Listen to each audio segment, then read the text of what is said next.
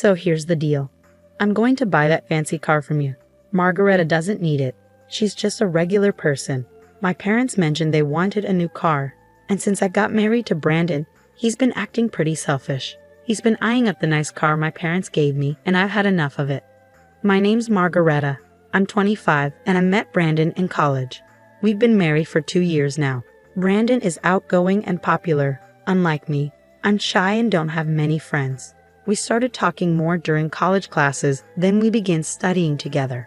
I never thought someone like Brandon would be interested in me, but he surprised me by asking me out. I was really happy and said yes right away. That's how our relationship started. It made sense why I liked Brandon. He was handsome, friendly, and serious about his studies. But for him, things should have been different. He had lots of cute, stylish female friends. Finding another girlfriend wouldn't have been hard for him.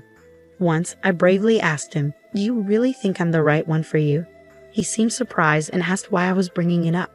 I admitted, I'm not very confident. I wanted to know why he chose me. After thinking for a moment, he said, "I guess it's comfortable being with you." I wasn't satisfied, but before I could say anything, he seemed annoyed and started playing with his phone. Not wanting to argue, I quickly ended the conversation. "Yeah, you're right. Sorry for bringing it up." Even though I still had doubts, our relationship kept going smoothly. Time passed quickly. We finished college, got married, and moved into a condo. I got a job at a regular company while Brandon went off to do more school and research. When I told my mom we were getting married, she was really happy. She said, "That's great news." We were starting to worry. "We thought you'd introduce us to a boyfriend sooner." I felt bad for not telling them about Brandon earlier, but Mom understood. She said I've always been independent, handling things on my own. Knowing Brandon was there for me made her feel better. My parents met in college and still love each other a lot, which I admire. Dad worked hard, climbing up the ladder at a big company. Mom supported him and also pursued her passion for cooking. She became really good at it and even teaches cooking classes now. They respected each other's lives and gave each other space. Growing up with them, I learned to be independent too. I wasn't great at much except studying, so I didn't go to grad school. I wanted to be self-sufficient and start my own life soon. Even though I grew up in a well-off family, I didn't want to rely on them forever. I wanted to have a family of my own, like Mom and Dad. I hope to make them proud by having kids someday. It might sound simple, but for someone like me, it's a big goal. Once we moved in together, Brandon started acting more selfishly. He was a grad student and worked part-time, but he didn't pitch in much for our living costs. I tried bringing it up gently, saying, "Hey, Brandon, it would be really helpful if you could contribute more of your part-time earnings towards our expenses." But he just coldly replied, "I do contribute some, you know. And didn't you say you'd handle the living expenses when we moved in together, Margareta?" Brandon always talked about wanting to be a professor, which is why he went to grad school. I had assured him not to worry about money when we got married, telling him I had a good job. I murmured, "Yeah, I did say that," feeling unsure about what to say next. Brandon sighed heavily. "You wouldn't get it. Being a grad student costs a lot for socializing and stuff. Oh, and by the way, I need money for a research trip. Can you lend me $500? I'll pay you back later." Brandon's financial pressure became more common and our problems got worse. He started spending more nights away from home, leaving me waiting by the phone with cold meals in front of me. When he did come home happy for a change, I was too forgiving. He'd sometimes say things like, "Hey, Margareta, remember you wanted to go somewhere? I have tomorrow off. Let's go." He'd bring up outings out of nowhere or compliment my cooking, making me feel special. Each time he was nice to me, I'd catch a glimpse of the happy married life I wanted, and it made me hesitate.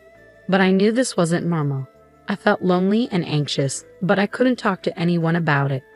I didn't want to upset my parents, who were thrilled about our marriage, but they must have started to notice something wasn't right. When I finally visited my parents after a long time, Dad suggested I stay over and have dinner with them. Mom cooked a big meal to welcome me back. During dinner, Dad mentioned my Aunt Ellen had visited recently and wanted to see me. He said she's always spontaneous like that. Ellen was lively, ambitious, and independent. "I'll reach out to her soon, thanks, Dad." Dad mentioned how much my Aunt Ellen loved me and how she always teased about Brandon stealing me from her, even though she didn't want to get married herself. That's just how she was. Before I met Brandon, Ellen was more like a close friend than an aunt. I could talk to her about anything, even things I couldn't tell my parents. She understood me better than anyone and was always there for me. At first, I was too shy to tell her about Brandon, but I wanted to see her again and show her I was doing okay. A few days after staying with my parents, I met Ellen at a cafe. She was dressed really stylishly, as usual. Ellen checked out my outfit and said gently, "You know, Margarita, marriage is just the start of a lifelong journey for a woman. You should always feel confident and attractive, no matter what. Your clothes can make a big difference, so don't forget to take care of yourself." Then she took a sip of her tea gracefully. "I totally forgot about fashion lately. I'm sorry for not keeping in touch for so long," I murmured apologetically. Ellen replied, "That's typical of you, Margarita. It's good to be honest and serious, but being too timid usually comes from lack of experience. But I was thrilled when I heard you found someone special. I thought, finally, Margarita is taking a step forward." It had been ages since I spent time with someone outside on a day off, and the weather was perfect. We sat on the terrace, basking in the warm sunlight. In that peaceful moment, I felt like I could talk to Ellen about my worries without feeling too down. I had hoped even someone as shy as me could make it work with Brandon at first. But Ellen listened to my whole story without interrupting, just nodding kindly. When I finished, she asked, "I suppose you haven't mentioned this to your parents, have you, Margarita?" "No, I even hesitated to tell you today. I didn't want to admit my weaknesses to anyone. I thought I should be able to handle this on my own, to be truly independent. I know if Mom and Dad found out, they'd want to bring me back home right away. So I want to try to deal with this by myself as much as possible." Ellen respected my decision and didn't push further, but she added, "If you ever really need help, let me know first. If my dear Margarita asks for help, I'll be there for you no matter where I am." A month later, Mom called and said, "When you have time, could you come over? It's not urgent. Since I had the next day off, I went to see my parents. When I saw a car parked in the driveway, I couldn't contain my excitement. 'Dad, is this car new? Did you just get it? Dad, can I really take it for a spin? What if I crash it?' I teased, feeling excited about the fancy car. 'Don't worry about that. This card is for you, Margarita. Use it however you like. It'll come in handy,' Mom whispered to me. We saw this car in a TV commercial, and you said you liked it," Dad recalled. "So it's our gift to you. You've been going through a tough time lately, so we wanted to cheer you up. If things get tough, just drive this and come home anytime," he said with a warm smile. The car Dad got for me was an SUV from a famous foreign brand, and he even arranged a parking spot near my condo. I couldn't believe it, and I laughed in disbelief. Later, when I was driving downtown, I reached into my pocket, found the car key, and pressed the button. The lights flashed in all directions. Just then, I heard a familiar voice calling out from behind. "What's with the car?" I turned to see Brandon, my husband, who hadn't been home in a while. It felt like we were living separate lives. I was speechless as he looked at the car with a smug expression. "Ah, I see. A gift from your parents, right?" Every time I faced Brandon, I struggled to find my voice, but I was tired of feeling that way. "Brandon, don't you care anymore? Do you even care about me?" I managed to say, gathering my courage. Then Brandon said something shocking. "Are you just realizing now? Did you really think I loved you all this time? It's ridiculous how hopeful you are." His dry laugh rang in my ears. Something inside me snapped, and I blurted out, louder than usual, "Then why did you marry me?" "Wow, really? You're going to be that cold about it?" I couldn't believe what Brandon was saying. "So marrying me was just a meal ticket for you, huh? And now you want the car too because it's wasted on me? That's just great." Brandon didn't seem to care about how hurtful his words were. "And if you say no, we're getting divorced. Without me, you'll never find another man. So think about it." With those words, Brandon left without a second thought, leaving me feeling angry and heartbroken, my head pounding with a headache. I sat in the driver's seat for a while, trying to calm down. Eventually, I called my Aunt Ellen for advice. A few days later, I agreed to the divorce and moved back in with my parents. They welcomed me with open arms, and life started to feel peaceful again. But that peace was short-lived. One afternoon, Brandon showed up at my parents' house with his parents. They sat down in the living room, and Brandon's father spoke up in a stern tone. "We're here to talk about our son's divorce. It's urgent." When drafting the divorce papers, Margareta warned Brandon, "If you don't agree to the divorce, I'll use my parents' connections at the university to ruin your future. It wouldn't be hard to damage the career of a junior registrar if their daughter complains. Brandon truly loved Margareta. Her behavior was too harsh. It's clear she was trying to intimidate him. We could easily challenge the divorce, Brandon's father said, feeling deceived by Margareta.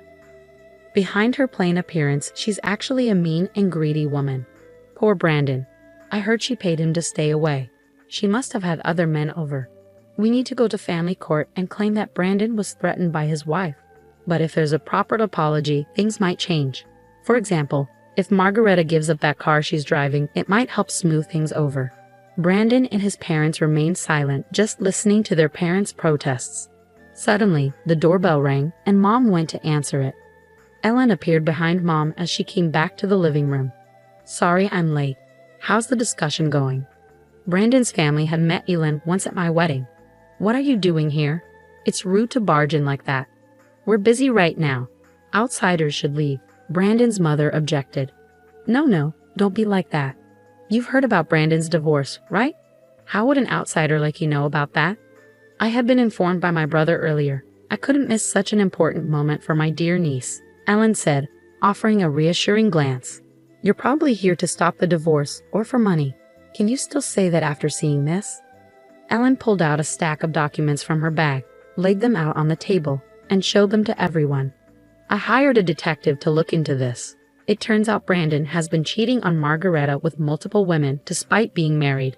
He hardly came home because of it. He took advantage of Margareta's kindness and even asked her for money.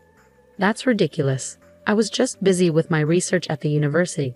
When I did come home, we ate together and went on trips, right? We were like any other married couple, right, Margareta? Say something. Brandon, you don't need to defend yourself. We'll handle this. It's not your fault. We understand. His father reassured him. That's right. These documents from who knows where are surely lies.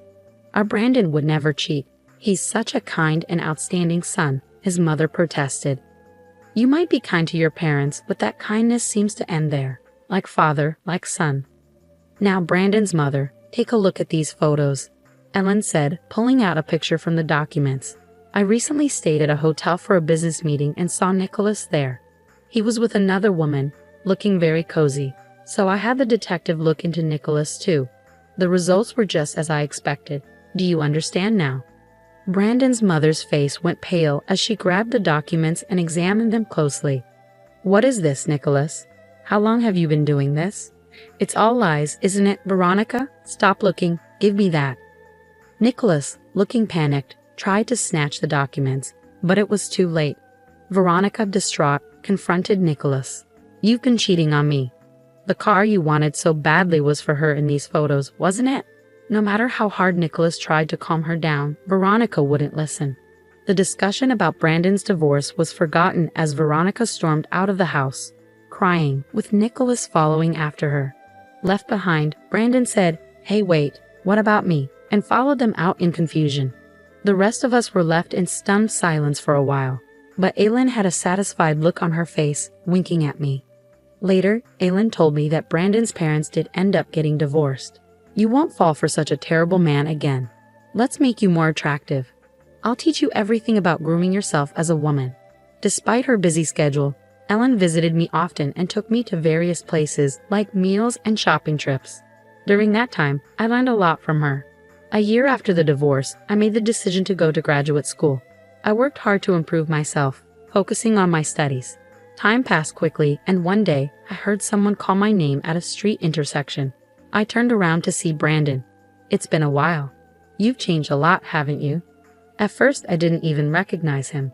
In Brandon's eyes, the woman standing before him was no longer the plain ex-wife he knew, but had transformed into an incredibly beautiful and attractive woman. Meanwhile, Brandon had fallen on hard times due to the scandal of his parents' divorce. It seemed he was no longer attending graduate school. His parents, Nicholas and Veronica, had decided to stop providing him with financial support because of the trouble he caused. He was struggling to afford his tuition and living expenses, far from the carefree life he once enjoyed. The women who used to be interested in him had left him one by one. The former glory he once had vanished in an instant. And now he found himself face to face with his ex-wife, who seemed to be a completely different person.